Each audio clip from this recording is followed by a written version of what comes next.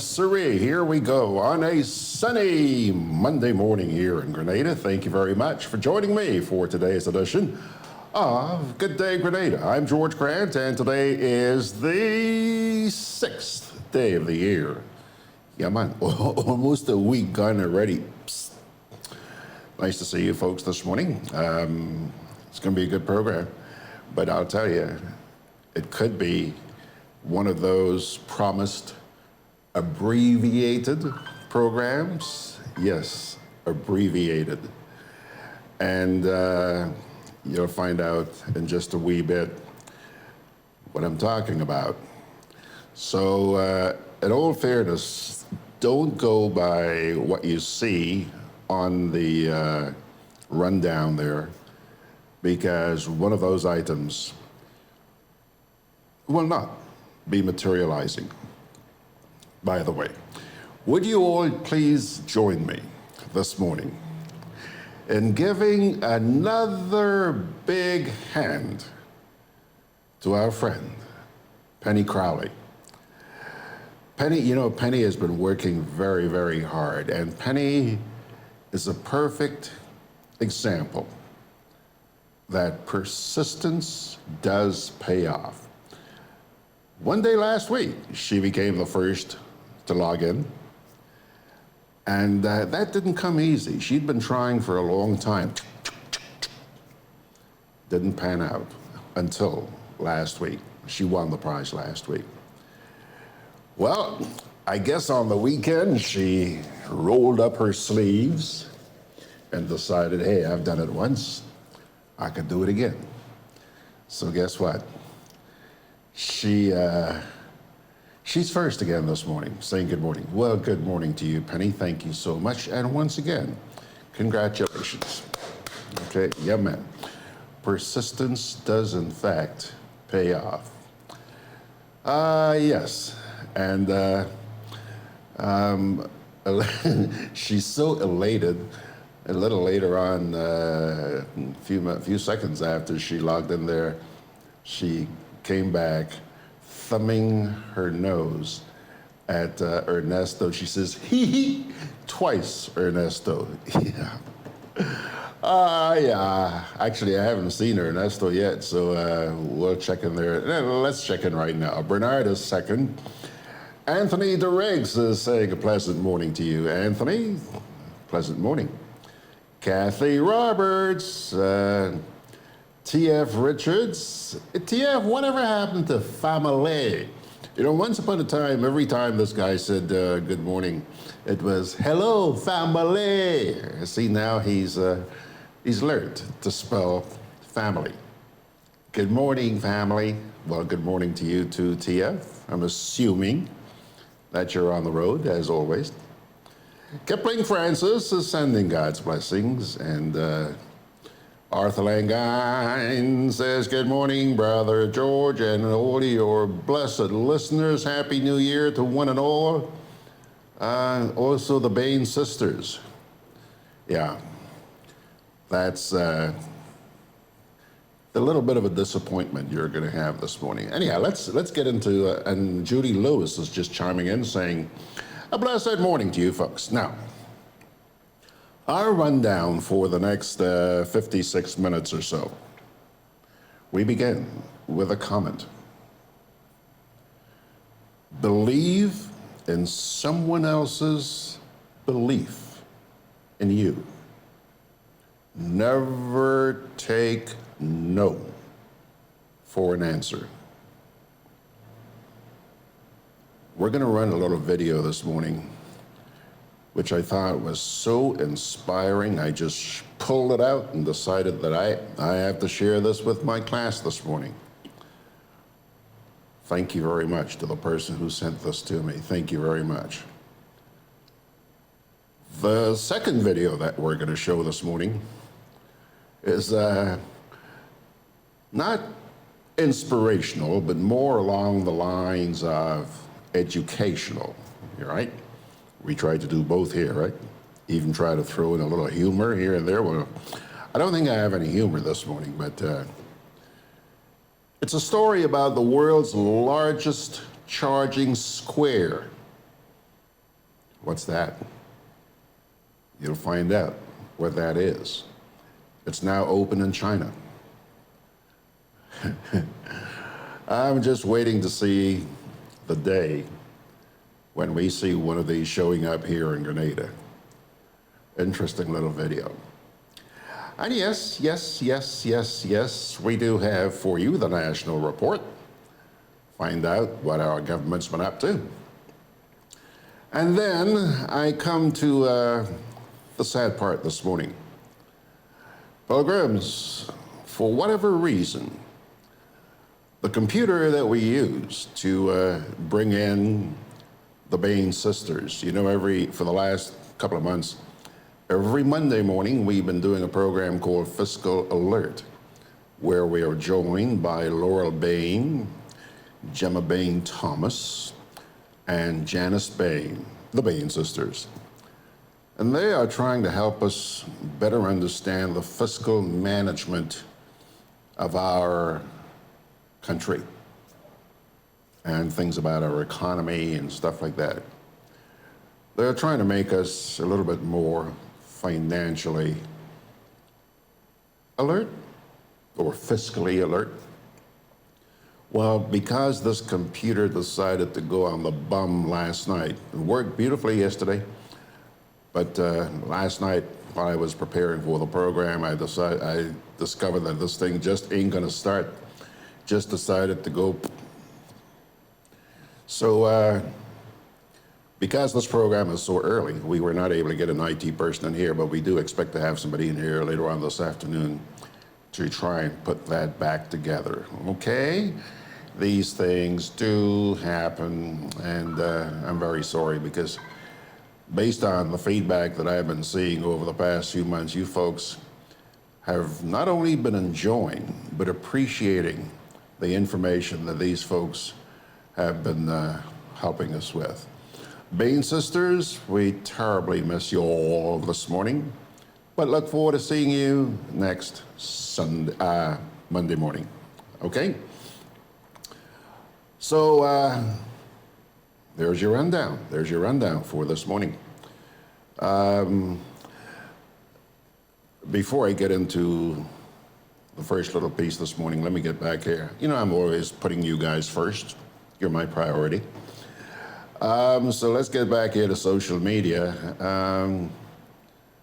Arthur Langai. Hello there, Arthur. Recuperating from his cruise. Hey. When I grow up, Arthur, I want to go on a cruise like you, man. Arthur saying, good morning, Brother George, and all your blessed listeners. Happy New Year to one and all. Well, yeah, we read that already. Judy Lewis is saying, blessed morning. Anthea Rallo, oh gosh, Anthea, you don't know how happy I am to see you're here just about every morning, and we really do appreciate that. Thank you very much. I hope your brother is doing fine. I was a little bit surprised yesterday. You know, your brother, John Rallo. John loves to share. And yesterday when we got to the point where I said, you know, if anybody has anything to say, you know, you can give me a call.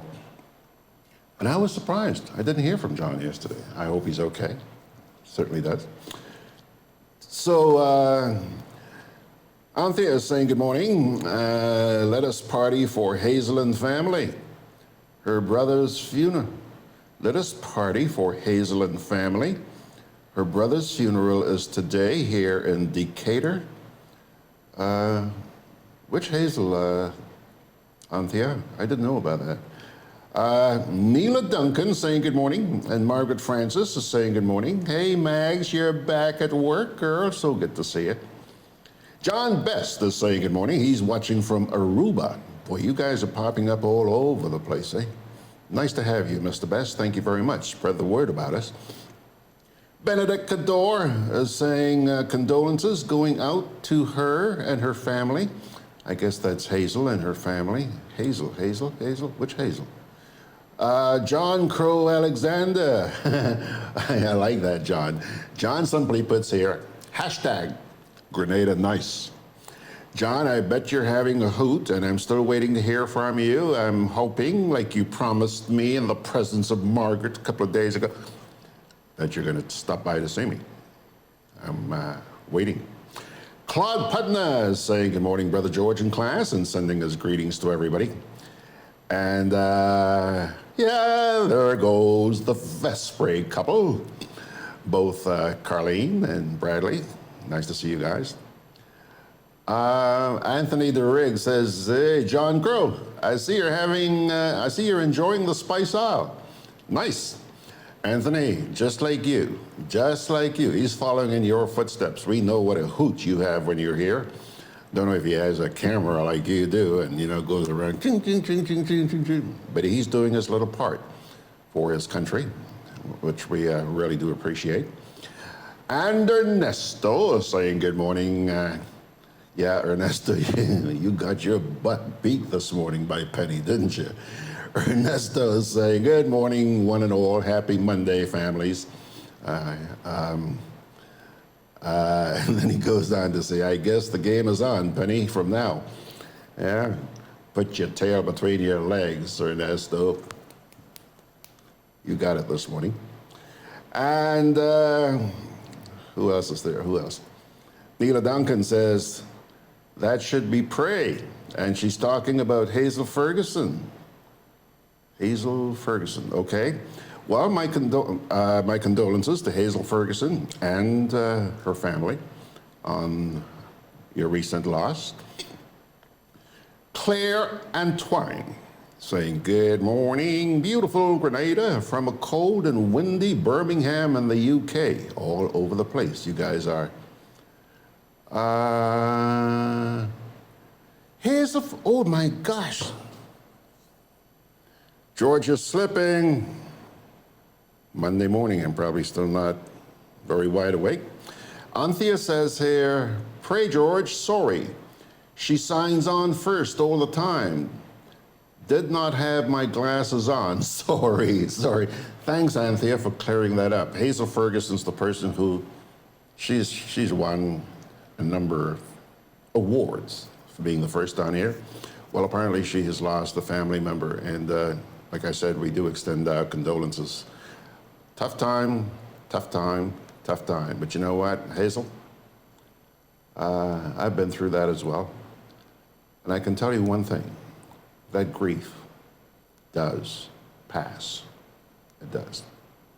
Sometimes takes a little longer than others, but that too will go away. Troy Adams is saying good morning, and Francis Anselm is saying thanks and a good day to you, sir. Well. Okay, now, let us get into our first little segment. Got to do a little soul searching here, a little head scratching. Has anyone ever been approached and told you about a potential that they saw in you? You know, sometimes people walk up to you and say, hey, you got a great future. Oh yeah? Tell me about it. Meanwhile, I catch them in that end, right? You know what I mean? Well, somebody may be pointing out something they see in you that you may not have seen in yourself. But thanks to that person pointing that out to you, eventually you give some thought to it. And guess what? You might decide to make a dream of it. So, you roll up your sleeves, and then you decide to pursue that dream and fail over and over and over again. But somehow you decide to be as persistent as Penny has proven here that she is. Be persistent, and you never quit. And then it happens. My friends, on this Monday morning, which I hope will be a good start to your week, take a look in this very inspirational story told by a young lady, a black young lady in the United States. At times, our purpose drops in our laps as if the heavens threw it by accident. Do not fear failure, but please be terrified of regret. As giving up is the birth of regret. In the summer of 2009, I was 19 years old, working a summer position at Target between my freshman and sophomore year at undergraduate school. I was working in the women's clothing department, and I noticed a lady staring at me from across the aisle. I figured she probably had a few screws loose, so I attempted to ignore her very intense stares. She eventually manages to make her way a little bit closer and closer to me where I was working until she eventually walks up to me and says hello. I say the famous Target quote, which is, "Hi, may I help you find something?" So now anytime someone says that to you all in Target, you know it's their job to say it to you. She then asks me, "Were you born in this country?" And I was immediately offended. And I said, "Yeah, I was born in this country." And then she says, "Do you have any kids?" I said, "No, I don't have any kids."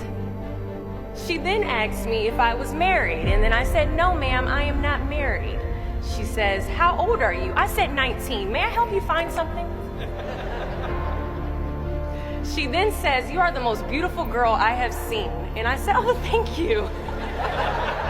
I didn't work that much on my makeup, but I did the best I could, but thank you. And then she says, "I think you could be the next Miss USA." And I stare at her in pure disgust and said, "Pageants? You're telling me pageants like Sandra Bullock, Miss Congeniality. Pageants? You think I should compete in pageants? I'm in the Army, okay? We don't do pageants in the Army."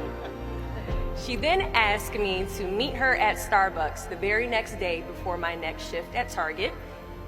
And she just wanted to do a little bit of explaining when it comes to what pageants is. And apparently I was a pretty open-minded 19-year-old because I actually agreed to meet her the very next day. The next day she brought this foot-tall stack of pageant books and proceeds to convince me to enter into a state pageant 3 months later. For those who do not know, when it comes to Miss USA, you have to win your state first, okay? So 3 months later, I compete in my first pageant, and I lose. I go back the second year, compete in the state pageant, I lose. Go back the third year, compete in the state pageant, and lose.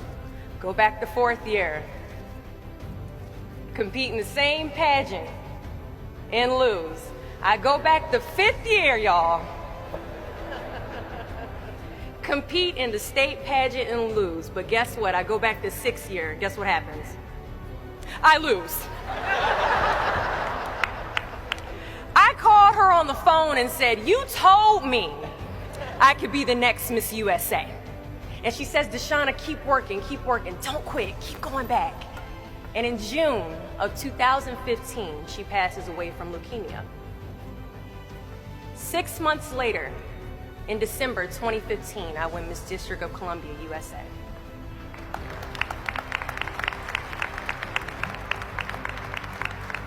And 6 months after that, in June of 2016, I become the first soldier to win Miss USA.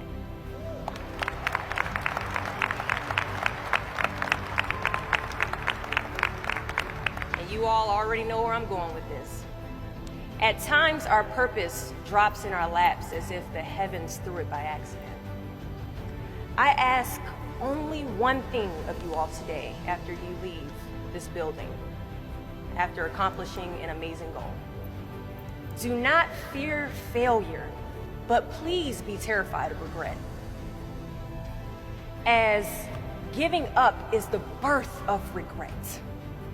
After you walk out this door, you will receive 100 doors shut, slammed in your face. You will have 100 moments that will be filled with someone telling you no, or telling you, "Thank you for your application, but we regret to inform you that we've chosen a different candidate for this job." You will sit in 100 different interviews and you will not get the job. The reality of life is that we will all hear more no's than we hear yeses. And we will fail a lot, and I mean a whole lot. But what I ask of you today is to not take no for an answer. Don't be afraid of no's. Be afraid of the possibility of a yes that you have prematurely destroyed because you decided to quit before the clock strikes 12.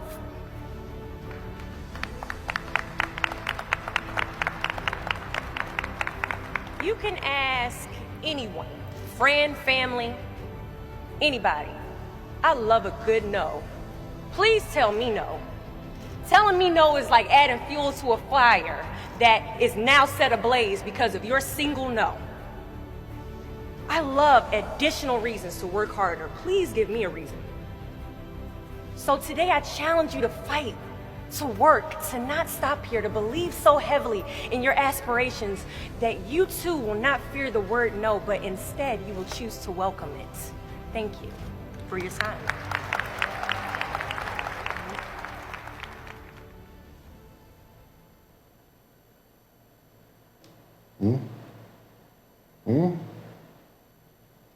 Do you have that sort of drive? Huh? 6 times trying to win that title. 6 times. Would you have kept on going? Great admiration for that young lady. And I really hope that that piece has provided you with a little encouragement. Never take no for an answer. Now, Peter Bishop's joining us, saying good morning. Pilgrims, 22 minutes after the hour. Imagine what it would be like to not have to wait in line at a gas station to purchase gas. Or rather, pull up to an electric charging station. Looks a lot like a gas station, but they ain't pumping gas into you.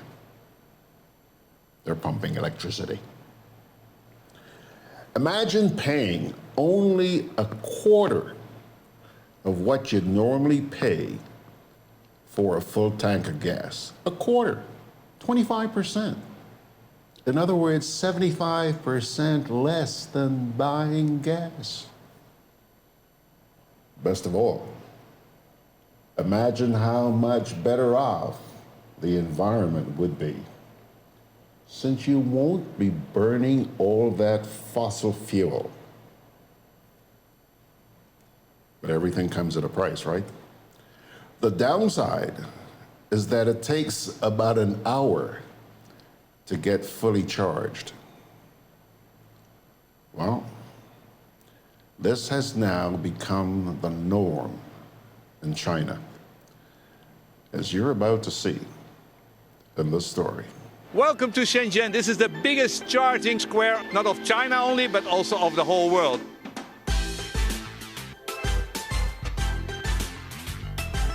We have 637 cars charging here at the same time. This is the BYD part. There's only BYD taxis here, but on the other hand, you also have Baidu and other ones, and private cars can charge here too. The average person stays here about an hour, does about 15 to 20 kilowatt hour. The average speed of a charger is 30, and you also have 40 and 50 kilowatts, so that's about it. And I asked the taxi drivers what they thought of it, and they told me, well, I really love what's happening. I mean, I have to come here 1 hour a day, and then I can have service for 10 hours, and it's about 4 times cheaper. I used to have to pay 200 RMB, 25 euro, for gasoline a day, and now it's only 6 or 7. So it's way cheaper, and it's cleaner, and it's good for the environment, and I don't mind because we have a nice place to wait here, so they really liked it here. When you come in here in the parking spot, you see a big line. They have to wait a little bit. They have to wait at least 15 minutes, what I could see, and then they have to wait for an hour to charge. But they have massage chairs, and they basically sit on their phone playing around. Let's look at a couple of the charging stations we have available here in this place. So this is a charging station specially made for the taxis. You have huge lines here, left and right, hundreds and hundreds. It's just a Mennekes plug, and it's really easy.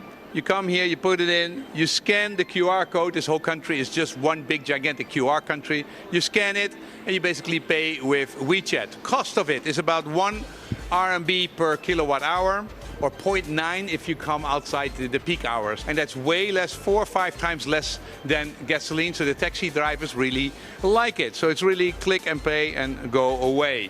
So as a passenger, you sit like a king here. It's really very comfortable and it's silent. I think as a customer, I would be very happy in this car. So this one looks much nicer. This charger looks a little bit more elegant, more design, and this is made by BYD. So it has a screen, you can see how much the battery is full, and there's a little bit better information. So I think that's progress. And here we have the CHAdeMO version, which we know from Japan and from Holland. We have them too. And so they charge DC. And you can have 50 kilowatt. So let's look at some other type of vehicles which they have here, because they have a lot of different vehicles, which is fun to see. So what kind of brands do we see here? We have BYD, of course, and then what else do we have? It's BYD, Volkswagen. I think. Volkswagen, Yeah. The Geely, yeah. the Rover, yeah. The Britain. Rover, yeah. And what is that? Changhe. Yeah, Changhe is another Chinese small one manufacturer. But I would say this is 75% BYD taxis we see here and 25% other ones. I think most of the company-owned taxis are BYD. Yeah. So this is a special car. Which one is this? It's a Neo ES8. Their very first electric vehicle. Yeah. Young people especially, Yeah. who trying to experience the Tesla experience, but Yeah. without the price. About half price. Half price of the Tesla Model X. Now the Model 3, have you already seen them here? Yeah, that's more and more available in Shenzhen. Tesla Model 3 is almost half price of this one. They're very popular for the young people. Okay, I saw it. The biggest charging square in the world. 650 people, and it's really interesting, all the culture around here, how they see it. It's big, it's efficient, it works. But I think what would be better is to have smaller places, 30 or 40 charging stations, and then to have them distributed around the world so you don't have to drive here. But everybody seems pretty happy. The taxi drivers are happy, everybody likes it here. It's very gezellig, like we say in the Netherlands. It's cozy.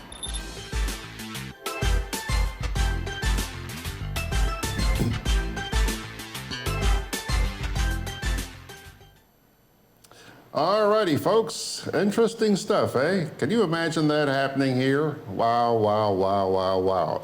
You know, when I watched that piece, I wondered what happened. You remember, must have been a couple of years ago, I think it was Grenada who brought in a couple of these new cars, don't use gasoline, you know.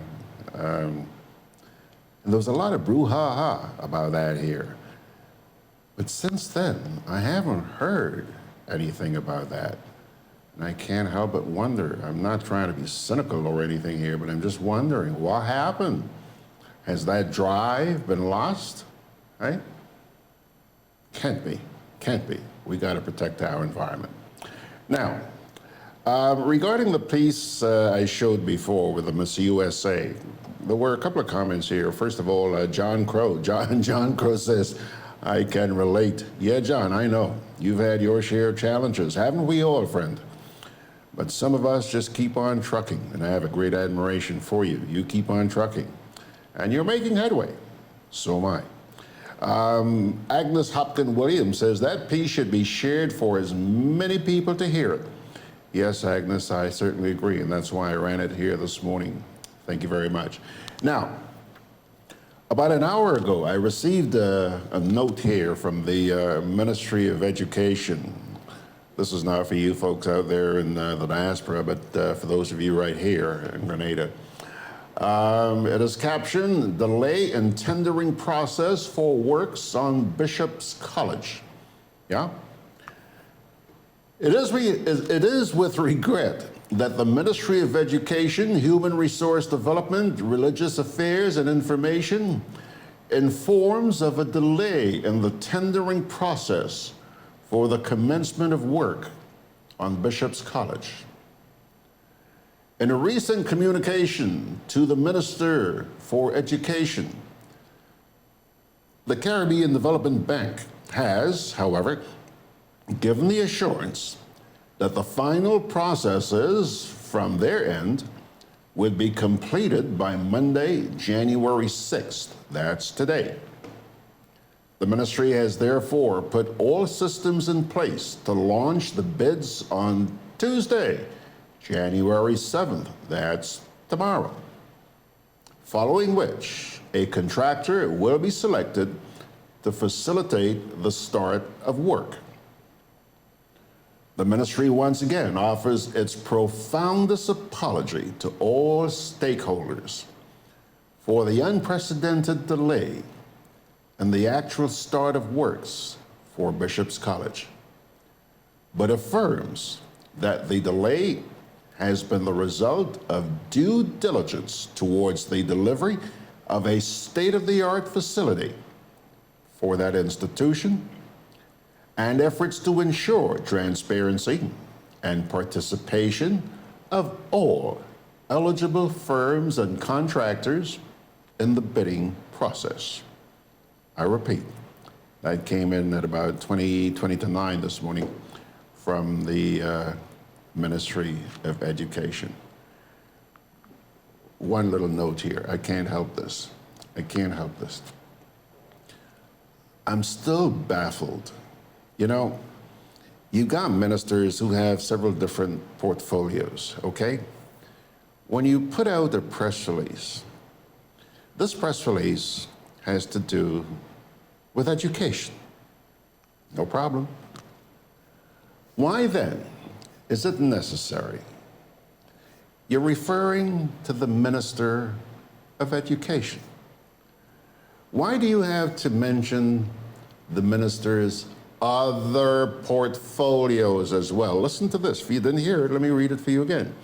It is regret that the Ministry of Education, Human Resource Development, Religious Affairs, and Information. Why? The Ministry of Education. That's all we need to know. You're going to tell me the Ministry of Information actually sat down to put this thing together? The Ministry of Religious Affairs actually sat down to put this together? The Ministry of Human Resource Development actually sat... Please, folks, this is 2020. Let's get a life.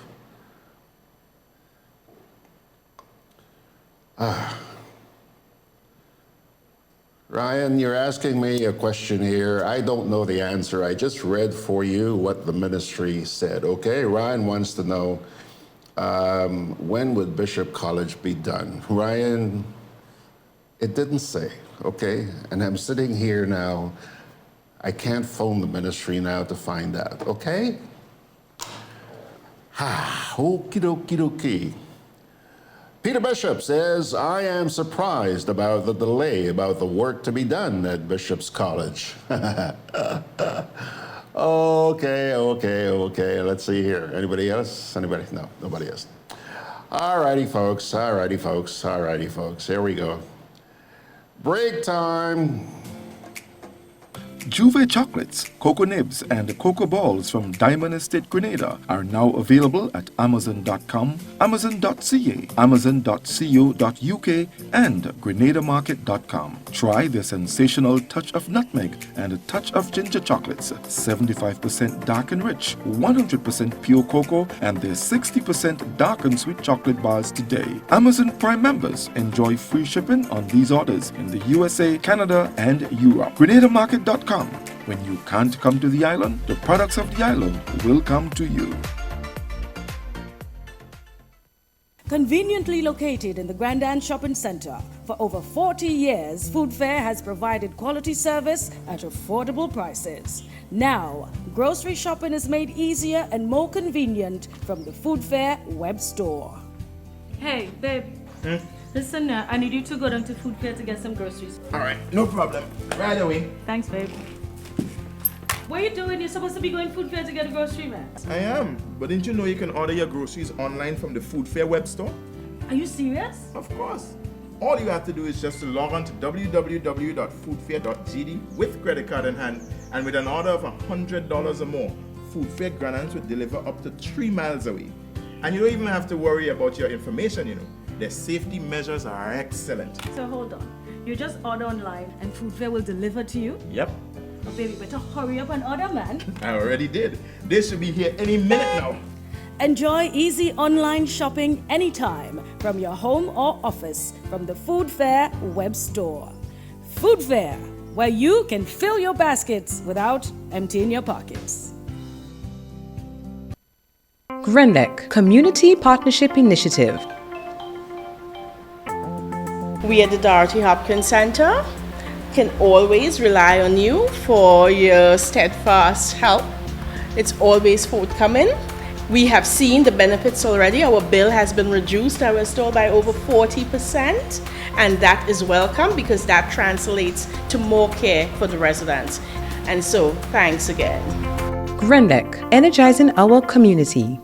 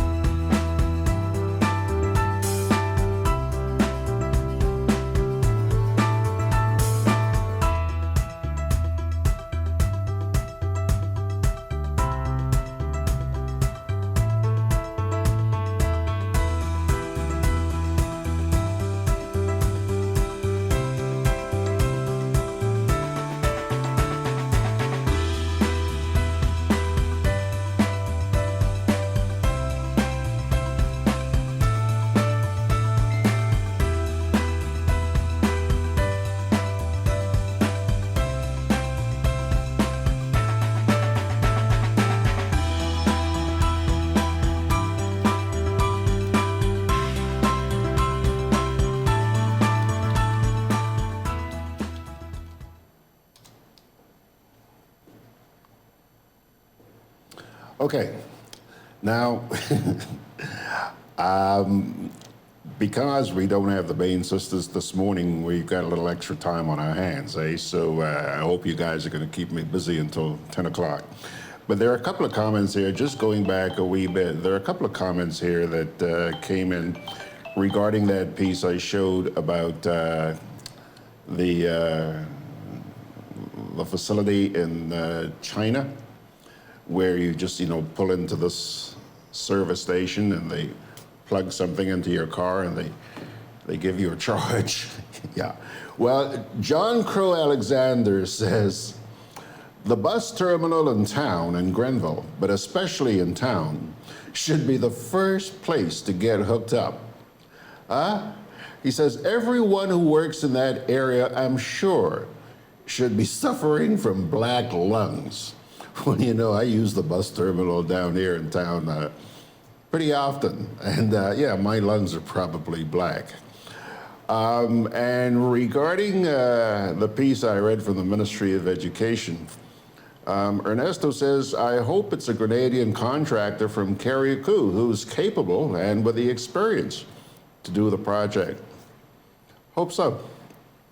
And by the way, we've also now been joined by Russell Abraham, Roger Mitchell, and a few others who are incognito there this morning. Jackie, hello there, Jackie. Incognito this morning. They're not typing anything, but we know that they're there. Margaret Francis is responding to John Crow. She says, John Crow, interesting comment, re black lungs and the bus terminal. Would be interesting to do a study of lung diseases there. Interesting, Mags, interesting. And find a little note here, I think. Penny and Fox, you guys are teasers. Penny won this morning, so I guess she feels entitled to pick on George and taunt him. She and her grandson, Fox is what, 7, 8 years old, huh? Hi, Fox. They just sent me a messenger here. George, you just missed blueberry pancakes for Bricky. Benny, that is cruel and unusual punishment, okay? by the way, if Margaret heard that you were suggesting that I have blueberry pancakes, I would be in the doghouse. And then Fox says, hello, George. Hey, George. Yeah, good morning to you too, Fox. Ryan says 46 degrees Fahrenheit and sunny with a high of 68 in Florida. Been tempted by electric cars, but will stick with gas. You know, Ryan, I had the honor of being allowed to drive one of Grenadab's electric cars. Nice stuff, really nice stuff. Absolutely quiet. And I didn't go over Grand Latang, but I did drive around St. George's and up to Richmond Hill and so on and so forth. And it was good. It was really good. Peter Bishop says, George, do you know if the delay in the shrimp farm investigation is as a result of due diligence? He says the same reason given for the delay re Bishop's College project. You're kidding me, right? Yes, Peter, I know that you are. Thank you, Margaret. Margaret says, George, you can have the blueberry pancakes in moderation. Thank you, Mommy. You know, sometimes you look out too much for me, Mags. I mean, 6 or 8 pancakes in one sitting. I didn't say what size. I just said 6 or 8. You know, they might be like that.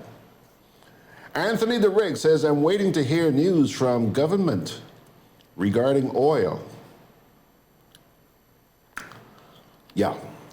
The last I heard, sir, was that apparently the government is having some difficulty finding the financial resources to pursue the project because they say that it seems that now that Guyana has discovered a lot of oil and stuff like that, everybody seems to be focusing their attention on Guyana. That's what the PM said. I think it was at the end of the budget presentation. Yeah? Yeah, I think that's when it was said. So they're having some difficulty finding the finances. I haven't heard any updates since that statement a few weeks ago, but my only advice to you, Anthony, is please don't hold your breath. Okay? All right. Penny says here on Messenger, George, tell Mags they were homemade, low-fat coconut oil and natural sugar, coconut again, with tons of blueberries. In actuality, you are having none anyway.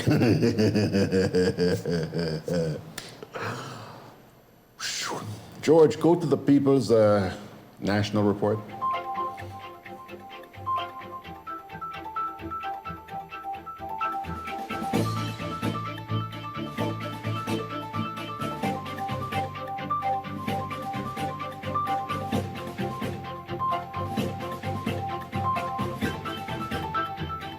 Western corridor in Molineux affected by land slippage has been declared a subnational disaster zone by NADMA. We'll have details to this story and more in the National Report.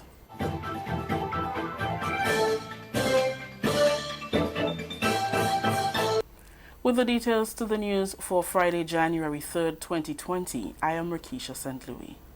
The section of the road on the Western Corridor in Molineux, St. George, that was deemed unsafe for motorists and closed off by the Acting Commissioner of Police, Edwin Martin, on December 16th, has been officially declared as a subnational disaster zone by Minister with responsibility for disaster management, Senator the Honorable Dr. Winston Garwe, on Friday. There has been rapid slippage of the land from as far back as November 2019, and teams have been monitoring the situation closely. Letters have since been written and issued to homeowners in the immediate vicinity to relocate as the slippage has gotten worse. Within our protocol from NADMA, that is, we have the ability to look at the extent of damages and to declare subnational disasters. In this case, seeing that it is not the entire country, but it's one location within the country, we can declare it a subnational disaster. And of course, it is a subnational disaster. So the area is declared a subnational disaster zone. We will have to raise funding to do the necessary studies to ascertain the extent of this land slippage. And when that is done, we'll be able to give a more precise set of information as it relates to what exactly is happening. But what we can see as it is right now, the fault line or the cracks that we're seeing is extremely massive. Some areas is, to me, over 5 feet deep in terms of movements. And that is dangerous. The entire area, as I have seen, is unstable and is extremely dangerous for people to be in this area. The fault line of the slippage has been extended further than was recorded in previous visits, and as such, residents are cautioned to be observant of their surroundings.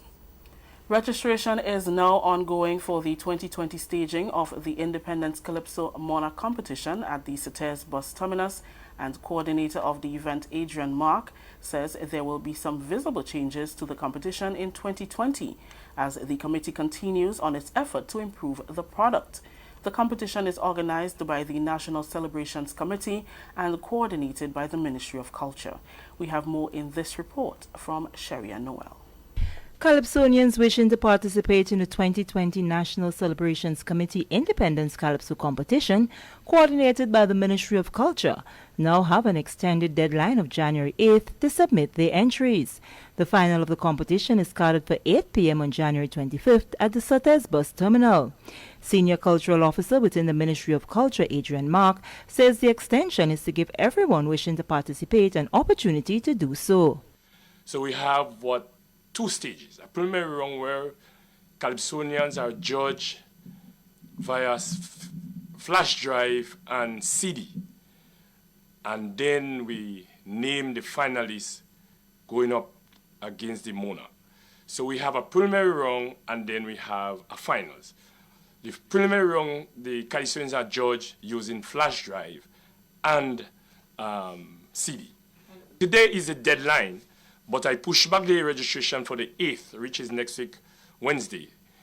So the Calypsonians, they have to send in their songs on CD and flash drive. And then we have the preliminary judging will be Friday, which is the 10th. And also after the preliminary judging, the same day we will give out the names of the finalists coming up against Soursopant. For the 2020 competition, Mark says there will be some changes as to the number of Calypsonians that will be selected from the preliminary stage into the final of the competition. We are having 11 coming up against the reigning monarch, which is 12. So we have 3. We give and take. He decided to give and take with me, so we leave out 3. But because it's one song, I always feel that we should have a full quota, which is 15. But because of some constraints, which I cannot make mention, because of some constraints, we have 11 coming up against Sean Niles, the reigning monarch. So that gives us a number 12. In previous years, 14 Calypsonians were selected to challenge the reigning monarch for the crown. The Ministry of Culture is really responsible for the Independence Calypso. And this year, I don't want to let the cat out of the bag. But this year, we have something we want to do different than what we did previous years. The thing about the previous years, we just used to have Calypso. We want to do something different, even before and during the intermission. So I don't want to let the cat out of the bag yet, but definitely will be different than over the years, where we just only have Calypso singing. The preliminary round, we have 3 judges. For the finals, we have 5 judges. The competition will start at 8 p.m. Bus terminus Sates. It's a breeding ground for Calypso. I don't know why, because we tried to do that Independence Calypso in a different parish, and it was never successful. But every time we have it in Sates, it's a successful venture. So it'll be difficult for us to move it because we tried and it didn't work. So the competition will be Sates bus terminus, 25th of January 2020 at 8 p.m. sharp. Sean Niles, also known as the Sour Serpent in the Calypso Arena, is the defending monarch. For the National Report, I am Sherian Noel. Thank you, Sherian. This is the National Report. More news after the break. Did you join the public service on or after February 22nd, 1985 and have since retired? This might be important to you. Government understands that the NIS pension may be insufficient to take care of your needs. So, while it awaits the court's ruling on the matter of pension for public officers, government has taken action to protect your quality of life so that you can take care of your needs in the meantime. Persons who joined the public service on or after February 22nd, 1985 and served continuously in an established position for a minimum 26 years and 8 months and retired at age 60 may be eligible to receive an advance payment, which when combined with NIS represents 70% of their last salary. For more information, call or visit the Pension Secretariat in the Department of Public Administration, Ministerial Complex, 440-3767. Welcome back. The government of Grenada extends its deepest sympathy to the children and surviving relatives of former Deputy Prime Minister Mr. Herbert Prudhomme, who passed away on January 2nd, 2020. Mr. Prudhomme served as Deputy Prime Minister under the leadership of former Prime Minister, the late Sir Eric Matthew Gairy. Government also recognizes Mr. Prudhomme's long and valuable service to the constituency of St. John, which he was elected to serve as parliamentary representative on 3 occasions. In reflecting on the life of Mr. Prudhomme, Prime Minister Dr. the Right Honorable Keith Mitchell said, and I quote, "Herbert Prudhomme will long be remembered for his commitment and dedication to the people of Grenada. He was kind, caring, and compassionate, a man for the people. He always sought the interest of the ordinary man, a most memorable and appreciated trait." Unquote. Dr. Mitchell remembers the late former Deputy Prime Minister as a very loyal member of the Grenada United Labour Party. He said we must always be grateful for the stellar contributions of those who have helped to develop the foundation on which our country is built. Many persons have made tremendous sacrifices and invaluable contributions to chart our path of development. We are indeed grateful for the leadership of persons like Mr. Prudhomme. We wish him eternal peace. Finally, in the news, schools across the nation will engage in an hour of prayer activity on the first day of the Hillary term on Monday, January 6th, from 9 a.m. to 10 a.m. The Ministry of Education, Human Resource Development, Religious Affairs and Information has initiated this activity under the theme, "Teach Me to Pray and to Understand the Power of Prayer."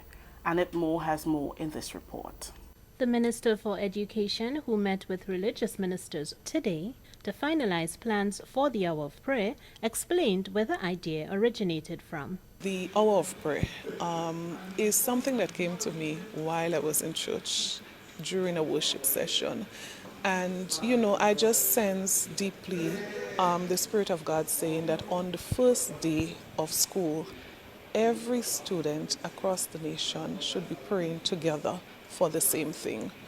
And the minute I got that, I started sharing with a couple pastors and ministers. I invited the denominational board that are involved in the operation of our schools. I invited them to come sit and discuss that. I invited some pastors who have been involved in the work of the Ministry of Education and Religious Affairs, and everyone was totally in support. I am so extremely happy for the support for this initiative. Minister Pear also explained the thought behind the theme. This theme was chosen because we want to draw attention to the need to teach our children not just math and English and science, which is very critical and important, but let us also teach them to pray. And not just to pray as in reciting a prayer, but teaching them to pray with faith, that something will really happen when they pray. And that is the whole essence of the activity. Between 9:30 a.m. and 10 a.m., one of the activities that is expected to happen at the same time island-wide is students being led in praying the Lord's Prayer. Religious ministers and, where necessary, suitably selected representatives have been designated to lead the Hour of Prayer in schools. As part of the activity, prayers will be offered up for all members of the school's community and the nation as a whole. There will be time for reflection and meditation, and for praise and worship. Ministers of religion who attended today's meetings with Minister Pear and senior officials in the Ministry of Education shared their thoughts about the Hour of Prayer activity and why they thought it was important. I think it's biblical and not denominational or political. It's biblical, and that's the premise on which I will participate in it. I always read and explain Romans 13 in that regard, where the government is responsible for the discipline in the nation, and the church is responsible for the spiritual realities of the nation.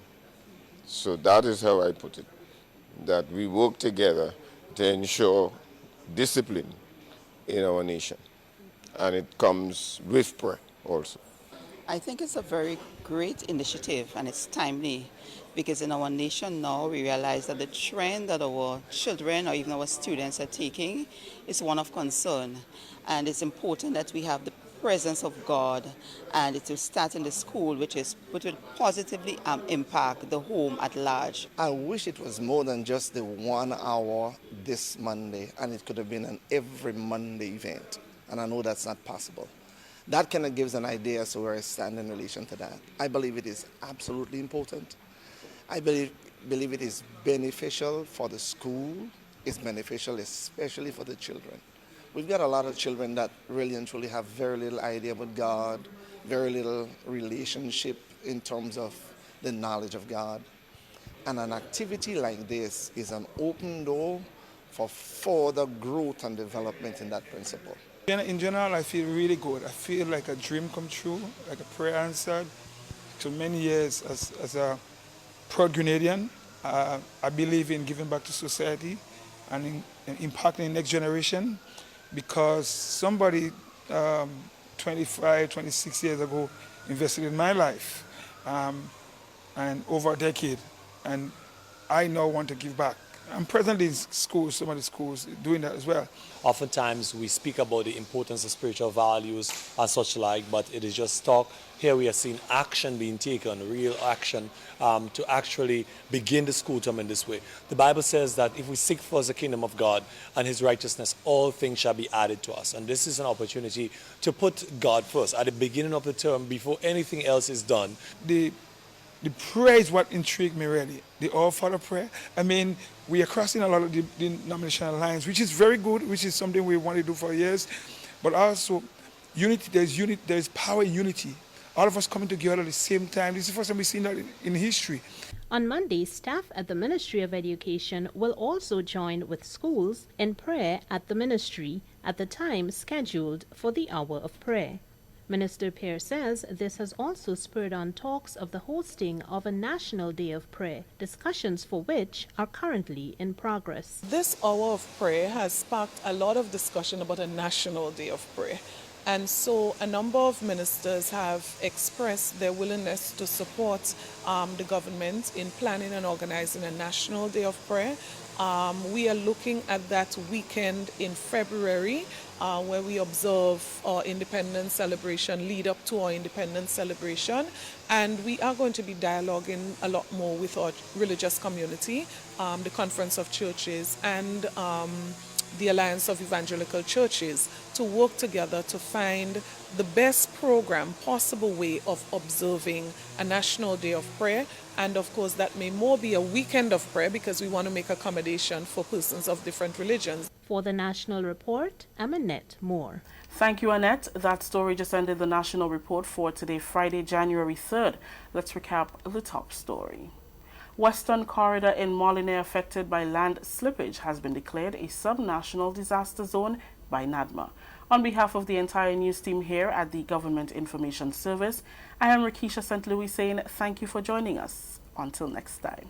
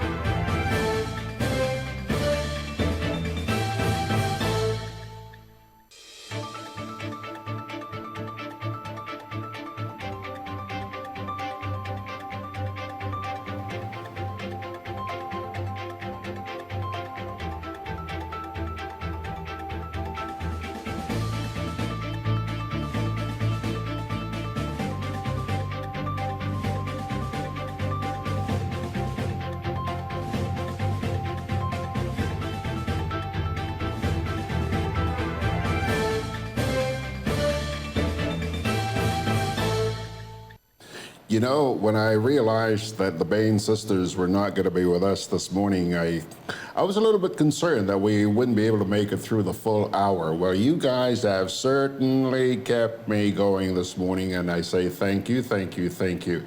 There are several comments there, but I'm only going to deal with the ones towards the end of the national report where they were talking about the school prayer, okay? First of all, Margaret says, so let me ask, what will happen to students who don't want to pray? Will they be flogged, stoned, burned at the cross? Just asking. Anthony DeRigg says, we prayed at Shaper's School for donkey's years. Nothing new. Margaret says, Peter Bishop, the Minister of Education should realize that children, I'm pronouncing these words the way she wrote them, children, C-H-I-R-R-E-N, live what they learn. If their leaders are corrupt, then it follows that the children be corrupt. Jackie O says, anyone could have a vision, but not everyone could see the vision. According to the eye doctor, good eyesight is 20/20 vision and is necessary to see properly. Margaret says, whoa, now a national day of prayer? What next? A national religion and theology?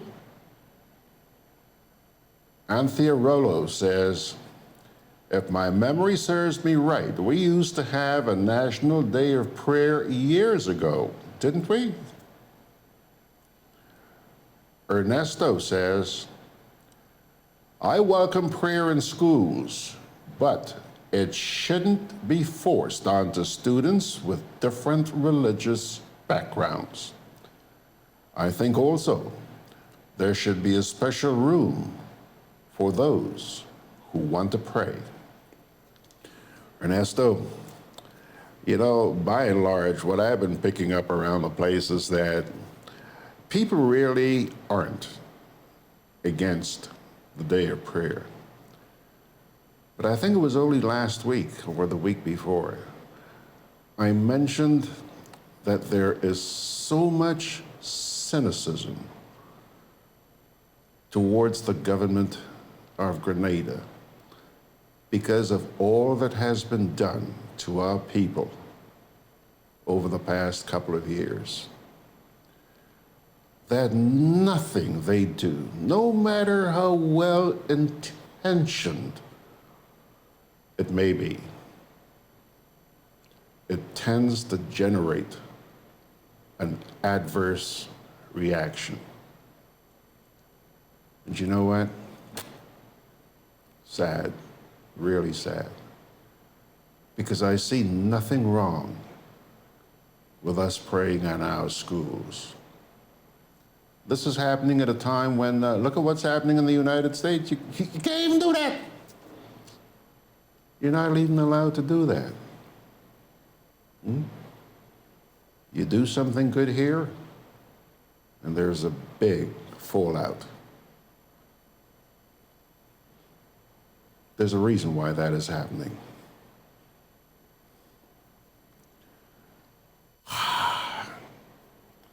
Okay, I'll tell you what.